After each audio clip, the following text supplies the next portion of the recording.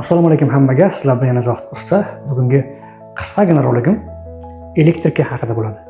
Ya'ni orqamda mana korobka turibdi. Korobkadan kabellar, bog'lar chiqib turibdi. Shu kabellarda qaysi biri qayoqqa ketganligini aniqlash bo'ladi. Bu narsani elektriklarimiz yaxshi biladi, lekin oddiy odamlar bilmasligi mumkin. Shuni hisobiga bu rolikda foydali bo'lsa degan umiddaman.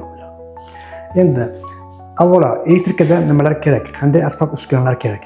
Shular haqida ham, asbob uskunalar haqida ham odamlarga jinday tushuncha bermoqchiman. Albatta, birinchi o'rinda indikatorning atvirka. Ya'ni bu indikator atvirka tok bor yo'qligini aniqlash. Avvalo elektrikada ish boshlashdan oldin tok bor yo'qligini aniqlab olish. Bu birinchi qoidasi, elektrikaning birinchi qoidasi. Va bu qo'shimcha buni ham turlari ko'p. Tok bor yo'qligini aniqlagan o'zini asboblari. Endi bu yerda har xil asboblar bor. Kundan kunga elektriklarimizga ham juda ham qulaylik chiqib ketadi. Har xil asboblarimiz bor mana. Elektrikada zajimni qana qisadigan, zajimni qisadigan, har xil ochadigan, kabelni ochadigan juda ham ko'p turlari. Ko'p, lekin kuzatganmiz, ko'p elektriklarimiz bittagina plastik bilan yurganini ham ko'rganmiz. Ko'p elektriklarimiz bitta plastik bilan ishini bitirib ketganlarni ham ko'rganmiz. Lekin instrument bo'lgani yaxshi. Instrument baribir ishingizni yengil qiladi. Endi asosiy mavzuyim, ya'ni kabelni qanday aniqlash kerak, topish kerak. Shu haqida bo'lgan ekan, albatta multimetr kerak bo'ladi. Buni ham albatta elektrikaga qiziqdingizmi? Elektrikaga qiziqsangiz, albatta bu sizning qo'lingizda bo'lishi kerak. Bu bilan siz nafaqat kabel topish, istagan bitoy texnikangizni qayerda ishlayapti, qayerda ishlamayapti bilsa bo'ladi. Buni ham juda ham turlari ko'p, professional darajada har xillari bor. Bu oddiy orzani, misol mantiqlari ham bor, endi klish deymiz. Bu ham o'zini vazifasi bor. Keyin masalan men o'zim shaxsan bundan foydalanaman, ya'ni bundan professionalroq bundan foydalanaman. Lekin oddiy ham, ya'ni oddiy multimetr ham shu professional qiladigan ishni qila oladi. Endi ozgina plus minus gapimizda qila oladi. Endi qanday aniqlaymiz? Ya'ni kabel delik narigi xonaga ketgandir, boshqa xonaga ketgandir. Shuni topish kerak-ku, chunki tochka qilib belgilashingiz kerak. Ya'ni tochka to'g'ri chiqish kerak. Shuni hisobiga qanday belgilash kerak, topish kerak. Demak, multimetrimizda prizvonka deymiz, ya'ni ovoz chiqaradigan o'zini naqasi bor. O'shuning uchun qo'yamiz buni, ovoz chiqaradigan. Nafasi deydi. Mana tochkaga qo'ydim. Nafasi mana. Endi nafasiga qo'ydim. Bu ovoz chiqarish anaqasi. Mana tekizgayizda ovoz chiqaradi.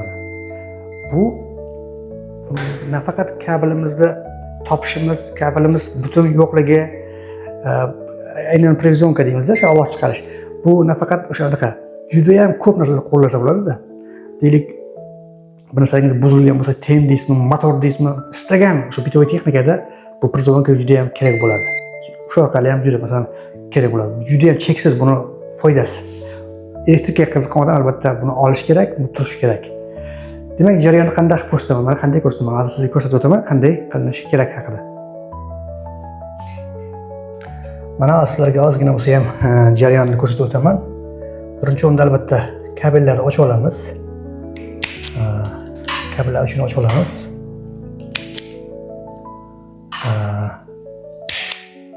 Buni ham mana hozir ochib oldik. Ozgina ochib olamiz. Endi sizga tushuntirish uchun qisqagina aytmoqchiman, qarang. Bu endi mana ikkita kabel. Bu yerdan chiqib turibdi rozetka. Ertaga televizor qo'yib beraman bu yerga. Televizorga qo'yib ketganman. Endi bu kabel narigi xonada bo'lishi mumkin, uzoqroq joyda bo'lishi mumkin, shakka shu qayerda yotgan bo'lishi mumkin. Siz shuni aniqlashingiz kerak. Demak, ikkita kabel uchini bog'laymiz biz. Ikkita kabel uchini bog'ladim mana. Bog'ladim. Va multimetrimni prizvonka rejimiga qo'yamiz, ya'ni ovoz chiqarish rejimiga qo'yamiz. O'zi anaqasi bor. Haligi kolonkaning anaqasi chiqib turibdi, mana rasm turibdi. Qo'yib oldik, deylik, mana tekshirib olamiz. Ishlab turibdi. Endi kabellarimizni u uchiga bittasini, bu uchiga bittasini qo'yib bilaveramiz, ya'ni qaysi bir qayerga ketganligini bilaveramiz. Aniqlayveramiz. Agar ovoz bermasa, demak anaqamiz boshqa kabel hisoblanadi. Deylik, mana sizga ko'rsatish uchun men ikkita kabelga qo'yaman. Mana bitta kabel kelgan, ikki kabel mana o'sha bu yerda mana shu kabel endi o'sha birini tutib bu yoqda kelgan lekin mana qo'yganimda ovoz chiqyapti mana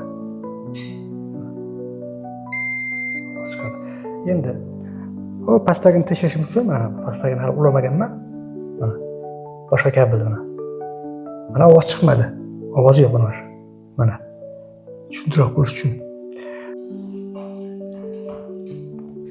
mana hozir pastdagi kabelimni ham topaman mana bu kabelni topdim ya'ni bu kabelni topib oldim bezovki berdi endi pastdagi kabelimni topishim kerak endi sizlarga tushuntirish uchun narigi xonaga o'tmadimda shu yerda o'zidan ko'rsatishga harakat qildim tushuncha bo'lish uchun demak pastdagi kabelimda ikkovini ulab olamiz bir-biriga ya'ni bir-biriga ulab olaman va xuddi shunday tekshiraman men aniqlab qo'ygan o'sha bilinadi mana o'sha kabellar ko'rinib turibdi bu yoqda qayerdan kelganligi o'sha taxminan bilinadi ya'ni ko'p bo'lsa ham bilinaveradi bu mana taxminan mana shu bo'lishi kerak mana shu pastdagi kabelimniki mana prezidentga berildi demak aniqladim bu kabelim buniki televizorga bu kabelim ko'rsatildiki shunga ketyapti menimcha bu qisqagina roligim tushunarli bo'ldi degan umiddaman agar foydali bo'lgan bo'lsa layk va podpiskani bosing fikr va mulohazalar bo'lsa albatta kommentariyga yozing endi elektrika ham sohasi ham juda chuqur soha buni yoshlarimiz o'rganaman desa boshqa o'rgansa bo'ladi keyin elektriklarimizni savol ko'rgan bo'lsa elektriklarimiz savol tug'ilgan bo'lishi mumkin nima uchun korobka qo'yilgan bu hozirgi kunda juda ham bahsli mavzu ya'ni korobka qo'yish qo'ymaslik ko'plar mana podrazdelniy ichiga korobka qo'yib ketishadi hozirgi kunda lekin men o'zim tajribamdan kelib chiqib doim korobka qo'yaman o'zimga yarasha sabablarim bor albatta xavfsizlik yo'nalishi bo'yicha agar savollar bo'lsa albatta kommentariyga yozing javob beraman e'tiborlar uchun rahmat sog' bo'lasizlar